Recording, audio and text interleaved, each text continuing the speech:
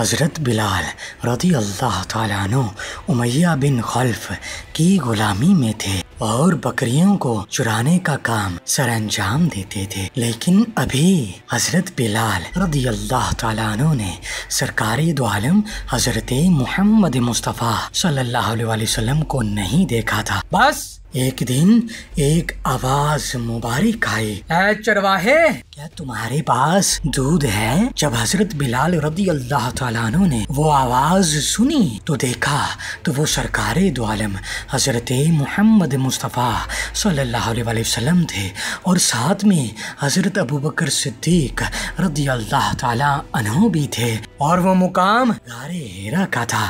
बस वो आवाज़ मुबारक सुनकर हज़रत बिलाल रज़ी अल्लाह ताला अन्हु उनके करीब गए और करीब आकर बारगाह रिसालत सल्लल्लाहु अलैहि वसल्लम में अर्ज़ की, जनाब मेरी बकरियों में दूध मौजूद नहीं है और ना ही कोई बकरी ऐसी है जो दूध दे सके।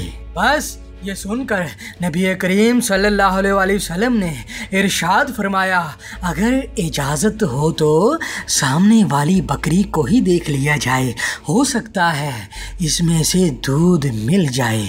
हज़रत बिलाल रज़ी अल्लाह ताला अन्हु ने बारगाह रिसालत सल्लल्लाहु अलैहि वसल्लम में अर्ज़ की, मुझे कोई एतराज़ नहीं है, आप सल्लल्लाहु अलैहि वसल्लम देख सकते हैं।